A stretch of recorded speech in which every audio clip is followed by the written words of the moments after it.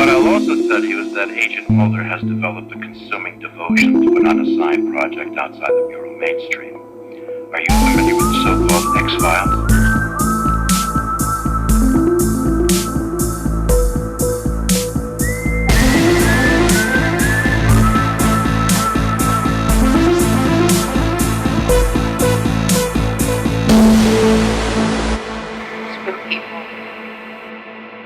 Welcome everybody to the Dark Talk Files, episode 8, Ice. I'm your host Dan, I'm joined by my FBI bro Paul. How are you doing, Paul? I'm very well, thank you. They should have renamed this episode Nice, because it's a really good one. Yeah, I agree. Classic episode this. And how are you, Dan? Oh yeah, very good, thank you. Very good. Really enjoyed watching this episode. It's one of my personal favourite episodes. I was well looking forward to this one. Like, since we started doing these X-Files episodes, this one I had in my back of my mind, ready for it. It's fucking great. Well, this has got a lot of meaning to this podcast in general, because this is the reason we're doing this podcast, I think. Because a couple of months ago, I went to go watch Nine Inch Nails, and my partner, she was getting ready, and, you know, women, they take forever to get ready, don't they? Which is true. So I literally just put my jeans, boots and leather jacket on and was ready to go. She had to do everything else. So I was like, right, what can I do to kill 45 minutes to an hour? So I just sat in my office. I stuck this episode on, Ice, which is one of my personal favourites, as I've mentioned. So that's where I got the idea. I thought, why don't we podcast the X-Files? So yeah, the reason this podcast exists is because of this episode. Nice. I didn't think you were going to say that when you said, the reason we're doing this is because of this episode. And I giggled because I thought of another reason, which I will bring up in a bit. So let's get to it then. Let's get going. Yeah, let's go. So our pre-credits this week, we are in Alaska at the Arctic Ice Core Project, this Arctic base, which just looks very cold. Just snow and ice and all kinds of horrible shit going on. Inside the base, we see this topless man covered in blood wielding a pistol. He sits down in front of a TV camera to film what will become his final moments, and he gives one of those doomsday transmissions, cryptic doomsday transmissions, back to base, back to home base, back to the DIY store, back to B&M. He says, "We're not who we are. It goes no further than this. It stops right here, right now." Fatboy Slim? Oh yeah, right here, right now. He's jumped from behind by a second dude, and they get into a pretty decent brawl when one of them throws the other one through this big pane of glass, and they start like wrestling for the guns, and they're like chasing each other and punching each other. They end up in a standoff with each other, aiming their guns at each other, but they decide to just lower their guns, point them at their own heads, and kill themselves. And that's the pre-credits for this episode. Pretty dark, pretty grim. Pretty grim. So a couple of little things, Daniel, that I'd like to mention. As I do with most things, I look up actors and all that shit. These two guys are actually stuntmen, which would give you a good insight into why they had a pretty good fight scene, and they both look pretty tough, and because they're stuntmen, basically, so they could probably just launch each other around and have a brawl. So, that's pretty cool. Another thing I'd like to mention is I'm a massive fan of, what did you refer to it as? Emergency broadcast. Like a doomsday final appeal SOS. I'm a huge fan of these. I find them very creepy. Sunshine is one, because I've used the sample from it in one of my songs, and it's like, we are dust, nothing more, and that kind of shit. I fucking love it. Like staticky radio, fucking I love it. It's great. Absolutely. That's it's one of my favourite tropes as well. You know, anytime there's like a mission gets sent to recover to find out what happened to the guys from the previous mission, I'm like, hell yeah. Event Horizon, Alien. Oh yeah, absolutely. This is why this is why I love this episode. It's just got all my favourite tropes. It's got that, it's got the abandoned base, it's got cold weather. I love shit in cold weather. It's got a science team being put together to go and investigate the mystery, like Resident Evil. It's sick. I love it. Well, it's all the notes for me, this one. And so should we just mention the elephant in the room? It is a giant homage to The Thing. Oh, it's basically. It is basically The Thing in X-Files form. And when I started it, I was like trying to tell myself, right, don't think about The Thing, just watch the episode, enjoy it. But like every time something happened, I was like, it's The Thing. Yeah, so, you can't help it. It's like those. You remember those old films like Abbott and Costello Meet Frankenstein or Abbott and Costello Meet the Wolfman? This is Mulder and Scully meet The Thing, basically. Yeah. Scooby-Doo at WrestleMania. Which I bought for you on DVD for your birthday when you were like 29 or something, and you didn't appreciate it at all.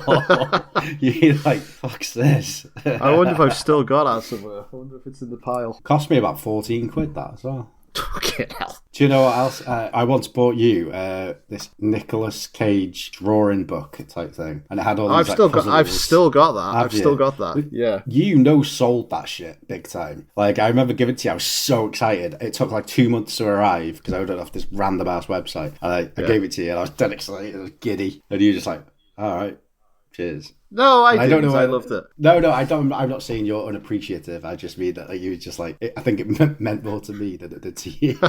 Also, I was going to say, do you remember I got you that cushion, and it was one of those ones that it's got the what are they called, the like little plastic things, and when you run your hand over them, it changes the image. And it's like silver, and you open it up like that, and it's got Nicolas Cage's face on it.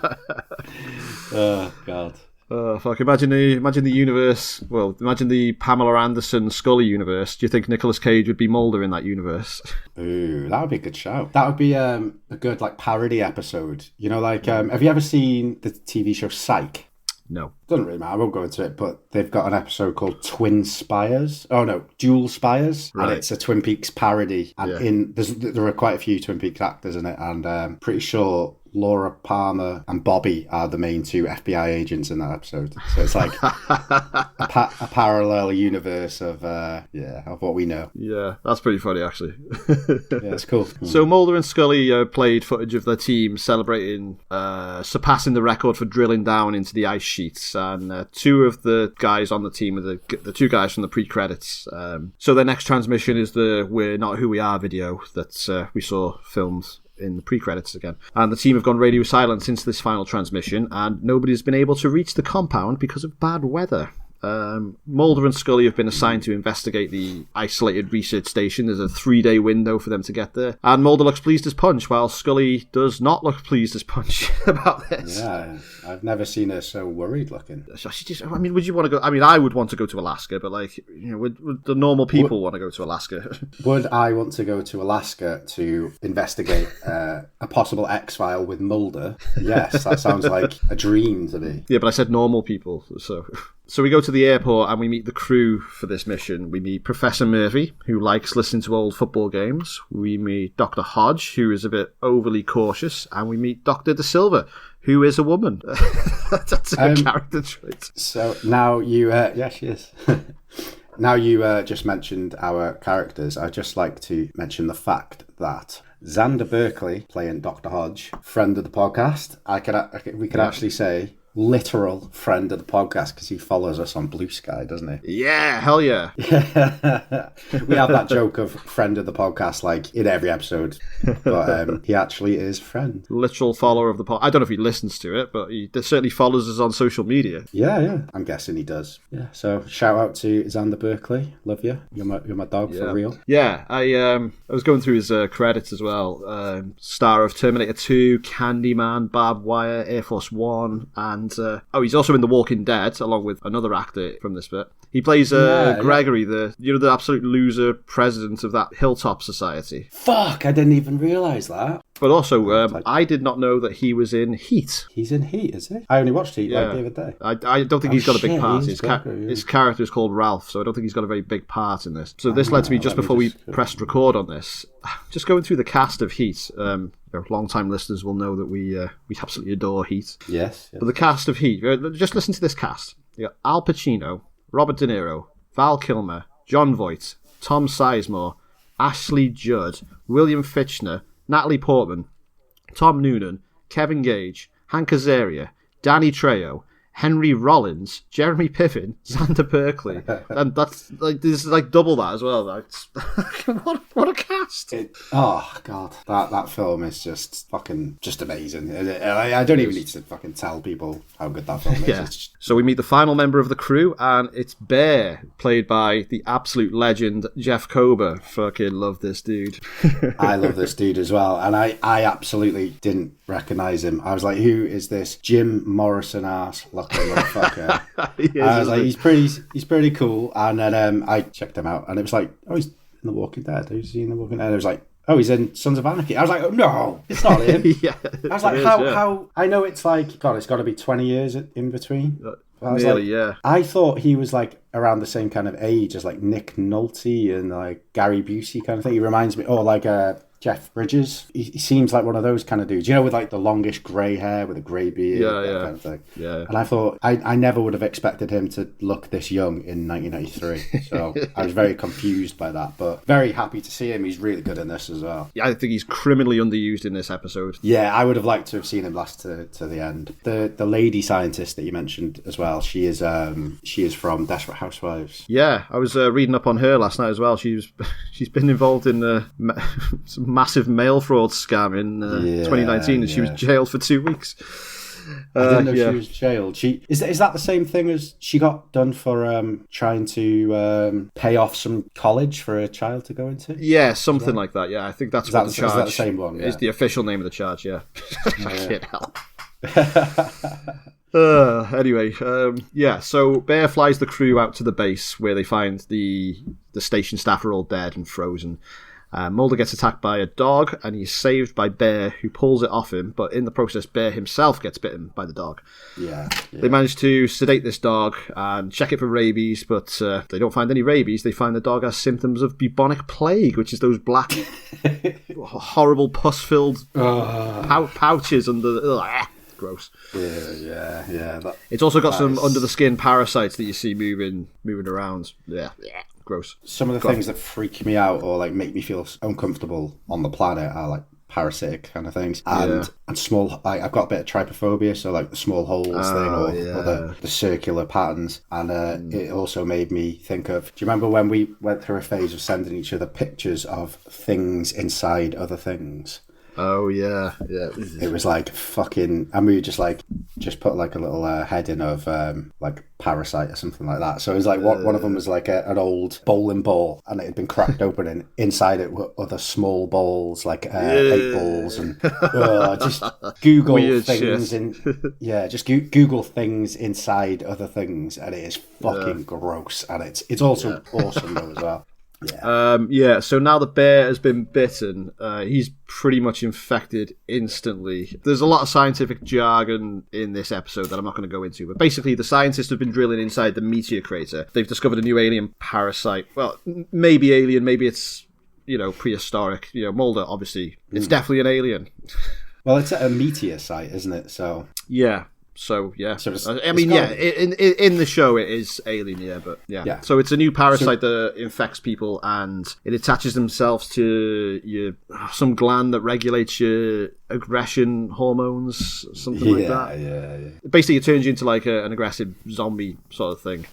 Everyone wants to leave, but Mulder decides that they can't leave because they might bring the infection back to the outside world. Very responsible, Mulder. Yeah, really good idea, to be fair, because if they'd have just left when they did without thinking too much into that, I think The X-Files would then become a post-apocalyptic TV show about zombies. It would become The Last of Us. Yeah, it's basically The Last of Us, isn't it? That sort of stuff. Yeah, so they all have to provide a blood and stool sample to prove that they are not infected, and Bear, who is initially reluctant, agrees to get checked out, but when Mulder gives him this jar to have a piss or take a shit in, he just smashes it on the back of Mulder's head and tries to do a runner. He's like, fuck this! Bang! I was trying to think of the right adjective to describe what he does to Mulder, and I think the one I settled on was he jarred Mulder across the head.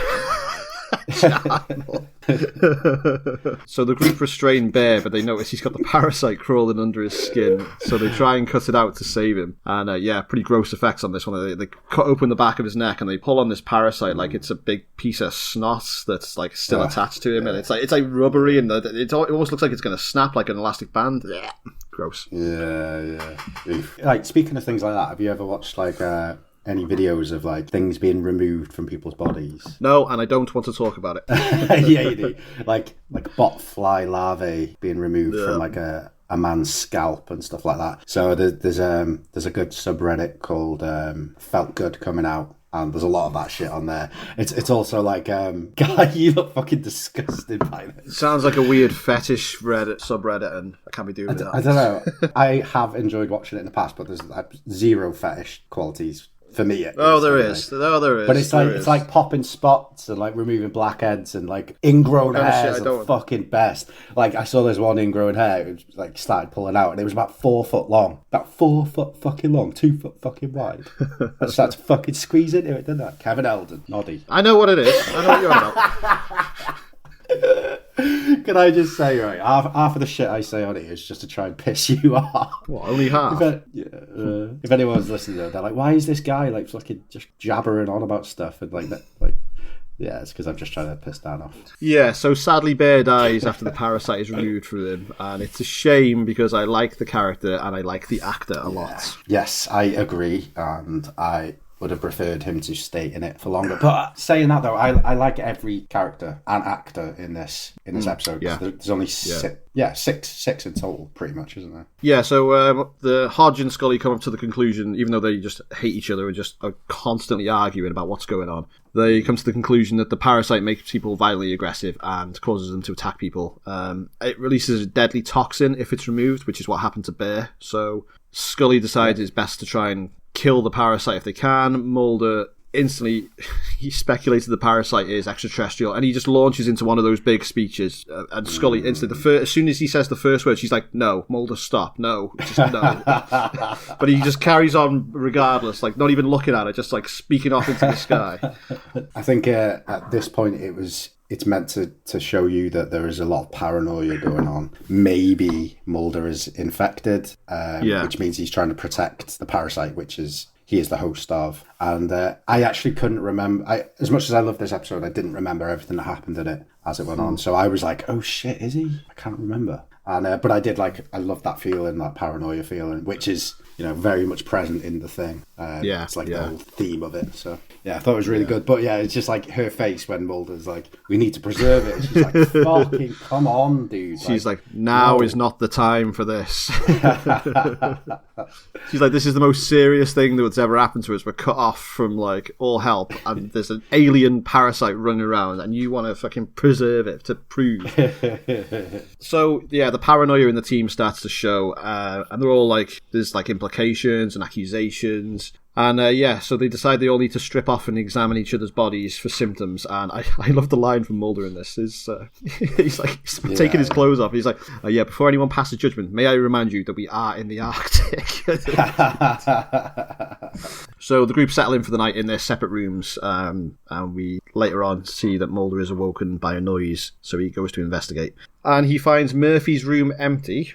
And he discovers that Murphy's dead body has been stuffed in the fridge, having its throat cut. I was a bit gutted for this guy because I like this guy as well. I like the fact that he's got his headphones in all the time listening to this. But it reminded me of a lot of situations that happen at home. So like I'll be sitting with my headphones in. My missus is like trying to get my attention. What are you listening to? I'm like, oh, just a 7-hour analysis video of Midsummer.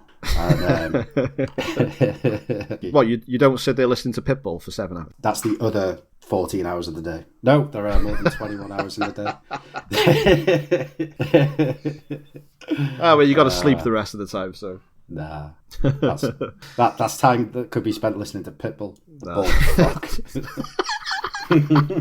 So yeah, the other three arrive just as Mulder is standing over the corpse of Murphy, and Mulder and Scully end up with their guns drawn on each other, and I was like, come on, somebody shoot. Yeah. It was strange to see these two like confronting each other like this. Goes to show like the isolation that they're in and the situation that they're in. It's just causing them to even turn on each other a little bit, and it's like, oh fuck. And then Mulder comes to his senses obviously and slowly lowers his gun, and he's like, I will let you take me away, kind of thing. He says to her, he goes like, Scully, it's me, and she's like, you might not be you, and he's like, oh shit, maybe I'm not. So he's like, right, okay. Yeah. So Mulder's the only one that's like sort of thinking clearly at this minute, because he knows that he didn't murder the guy, so he knows for a fact that he is sober, basically. Yes. And then when they lock him in there, and he says, "I'm the safe one in here," or something like that, doesn't he? Yeah, he says, "He's like, locked in here. I'll be safer than you." Yeah, that's it. There you go. There's you re-quoting something that I've misquoted again. So, yeah. So the scientists are all trying to figure out what's going on, running tests on the blood, and Scully starts to believe Hodge may be infected because he started to be quite aggressive. But he accidentally discovers that the parasites hate each other when he introduces infected blood to infected blood. So if you put two parasites in the same system, they fight each other and kill each other because they don't reproduce together, they reproduce by themselves, so they want to keep their territory to themselves, basically. They put two jars of parasites next to each other, and the effects on this are so shit. These it's like Reptile for Mortal Kombat, you know, it just looks terrible. These two parasites are trying to fight each other, it's charmingly bad. It's not like awful. Yeah, it's not bad for 1993. Yeah, it's just aged poorly. It's not like total shit, but yeah. Yeah. So they test their theory when they inject the dog with a parasite, which cures it. It causes the two parasites to kill each other, and they get ejected from the body, and that dog is fine. What a good boy that dog turned out to be. I know. I was very, very happy at this point because I was like, oh, like that dog is so cute. It's back to normal. Yeah, because it was an absolute prick at the start. Yeah, I mean, even if it wasn't infected, though, imagine like you've been stuck in this place with like all these dead bodies around you, and then these people turn up. It's gonna attack people. Never mind having a parasite inside of it. But very, very happy to see this dog. All good, good boy. So this is good news for the world that, you know, there is a cure. If you put two parasites together, they fight each other. This, however, is bad news for Mulder, who they believe to be infected, and they are going to, quote-unquote, cure him. They're going to put this worm into him and say, Mulder, don't worry, we'll save you with this worm. And it's like, no, that's going to infect him. So Scully examines Mulder and believes that he's not actually infected. So they go out and they all agree to examine each other again to see who it really is infected. But Hodge still doesn't believe that anything, so he attacks Mulder and pins him down, and they're going to try and inject him with a parasite. But as he's got Mulder pinned down, De Silva walks up, and Hodge notices that she's got the parasite under her skin, and he's like, oh my god, it's you all along! And De Silva is actually the one that's infected, and presumably the one that killed Murphy. They have locked Scully in the room that Mulder was locked in as well, because they've and they do it simultaneously, so they had planned it while they were in there. They're like, they knew Scully was going to crack. Yeah, probably her, I would say, because she's the infected one, but she probably said, right, it's definitely one of those. It's definitely Mulder. We have to pin her in, get her in there and pin Mulder down and de-infect him, uninfect him. Well, I don't know, because even though she's infected, she's not really doing a lot. She's just sort of like walking around like with a headache and a temperature, and it's Hodge is the one that's adamant that it's Mulder. He's like, it's definitely Mulder. He's like so hyper-aggressive against Mulder. Yeah, and what a perfect disguise it turned out to be, because nobody saw it coming.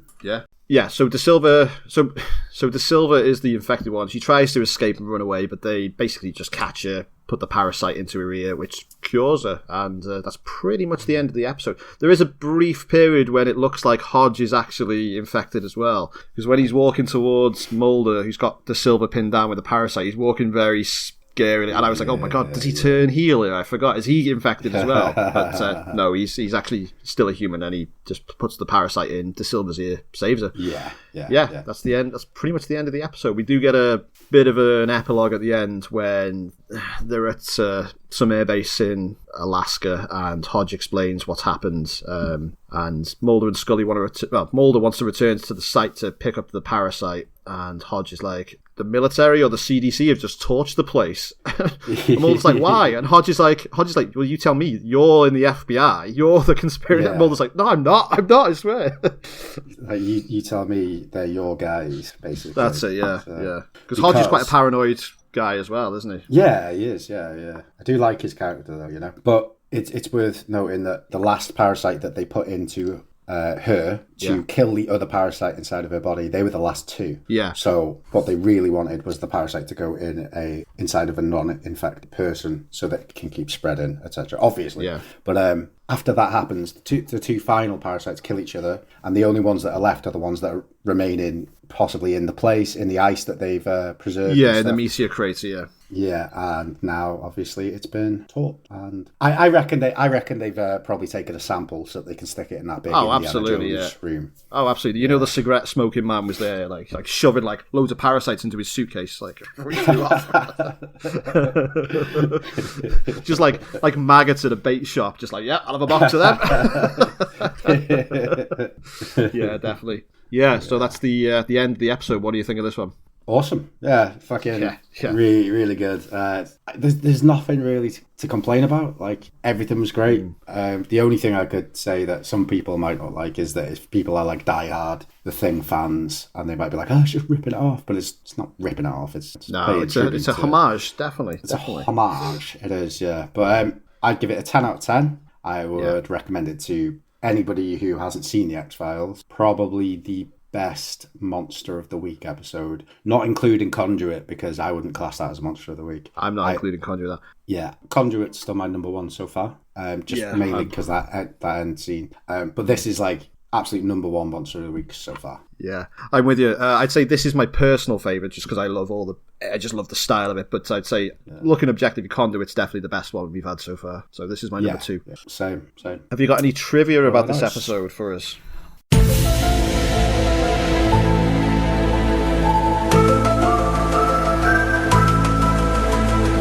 So this bit of trivia, I was thinking about this during, while I was watching. So the trivia is, this is known in the trade as a bottle episode. In order to cut costs, the action of the episode is largely confined to just 1 or 2 sets. And as I was watching, I was thinking, yeah, this is a bottle episode. I don't need to explain this to you or probably anyone who is listening to this, but the bottle episode is made to cut costs so that they can use that budget for more expensive episodes either later on or earlier on. However, I was questioning whether this would have been cheaper because they've got a bit of some computer effects going on. Bigger actors in this, I'd say. Or maybe they're bigger to us. I don't know. And they probably had to buy snow to... Yeah, how much did they pay the dog? You know what I mean?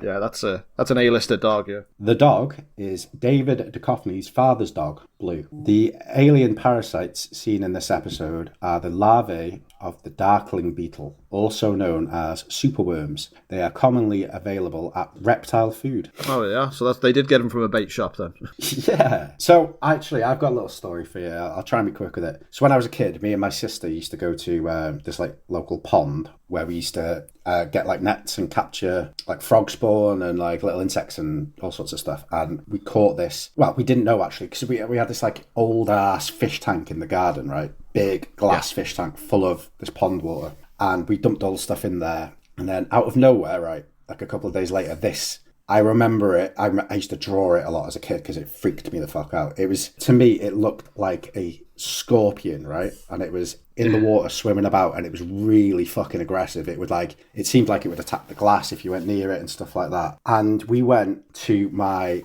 grandparents' house in Durham for a weekend, and we came back and this scorpion had vanished, right? And it was a fucking absolute it was an absolute like mystery where this had gone. And it was like, what happened to the water scorpion? So only about 3 or 4 years ago I looked into it and I found out that it was possibly and probably it was a crane fly larvae. And I read a bit into it. So what we've done is we have got the eggs from the pond, put it in our fish tank. It's hatched and turned into larvae, which is more like a bit like scorpion, wormy kind of looking. And then what they do is, I watched a video on it, as they progress to their next step, they get out of the water and turn into a fly and fly away. Ah, right, okay. So that's what happened to it. It started out as an egg. It turned into the scorpion-like thing because it turned into the larvae. And then while we were away, it's gone out of the water and turned into a fly and flown away.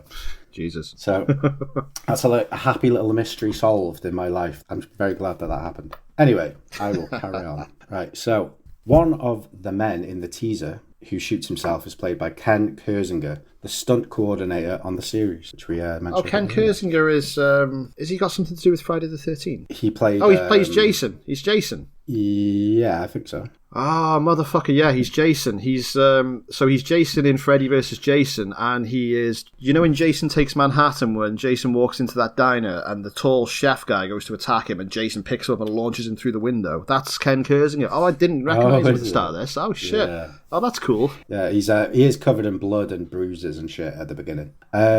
It is likely that the character of Campbell is named in honor of John W. Campbell Jr., author of the story Who Goes There, upon which The Thing from Another World, The Thing, and The Thing 2011 were based. Do you want to get into a little debate about whether The Thing from Another World is related to, or The Thing is a remake of that film? No, because you'll just be trolling me.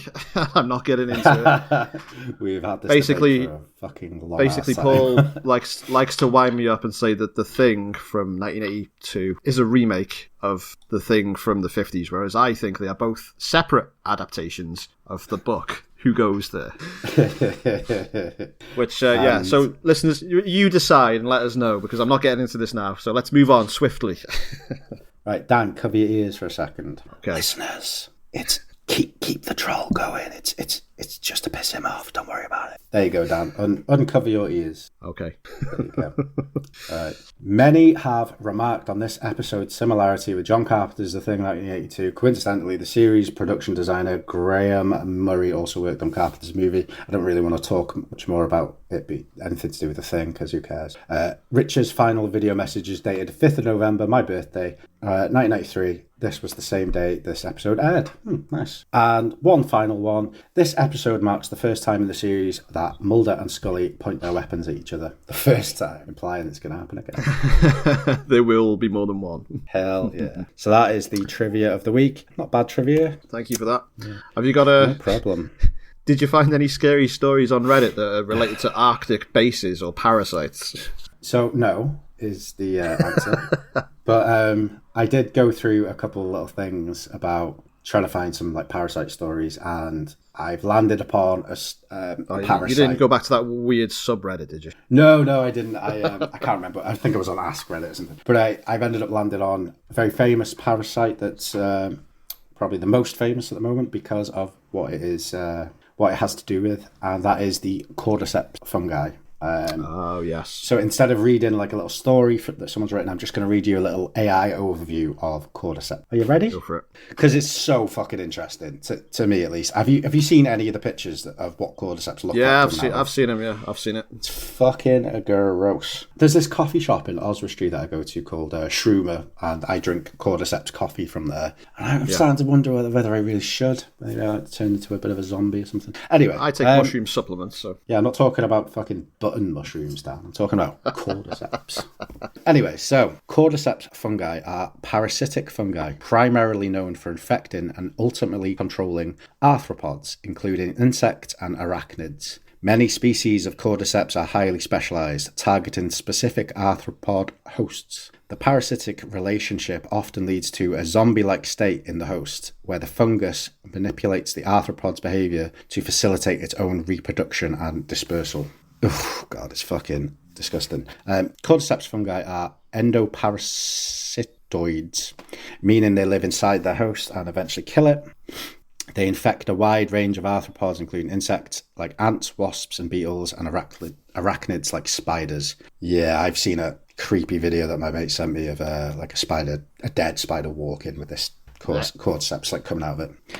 The fungus takes over the arthropod's brain, forcing it to climb to a high location, often a plant stem or leaf, where the fungus can best release its spores. So what it does is it'll basically take the dead zombie insect or arachnid to like the highest location it can, and then it'll just fucking explode basically, and its spores will just burst out into the air, infecting anything that it can. It's fucking gross.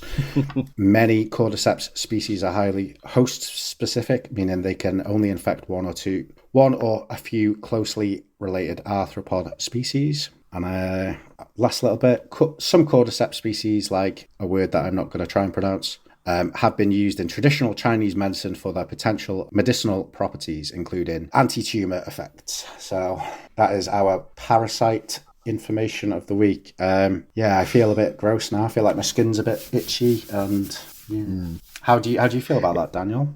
It's just making me want to catch up on season 2 of The Last of Us, really, because I haven't watched it yet.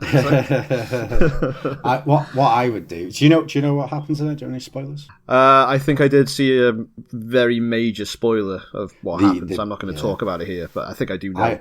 I'd say play the game, because The series is good, but it's getting a lot of fucking hate compared to season 1. It's getting a stupid amount of hate. The majority, 99% of the hate is bullshit. Yeah. But I do get what some people are saying about it. But I'd play the game. Fucking play the game, please. I'll tell you what I'll do, Dan. I will work your job for you for a month while you play the game. Right? I need to get a PlayStation. It's been moved upstairs, and You need to get your PlayStation from upstairs. No, the PlayStation of the house isn't mine, and it's been moved upstairs. So I need to get my own PlayStation for downstairs. What? The PlayStation that we had in the living room. What a beta male you are! The PlayStation of the house has been moved. Nah, but I'm only joking. I'm only joking. I'm an absolute soy boy. Soy boy, mate. I fucking hate all that shit. God, who cares about anything like that? Just to let our listeners know. I'm a soy boy beta cook. Yeah, so that was Ice. So very good episode. I think we agree. Second favourite for both of us. Yes, I would say so. Yeah, so we'll be back with next episode, which is episode 9 of series 1, Space, which I think I remember this one, actually. I can remember this one. I do not. Therefore, I will not read anything into it. I don't like to know what's going to happen. I'll probably remember it as it happens, but yeah, looking forward to this one. I love sci-fi shit, so let's do this. Let's do this, yeah. Okay. I'm Dan, he's Paul. This has been the Dark Talk Files, so we'll see you next time. Goodbye and good night. Bye, everyone.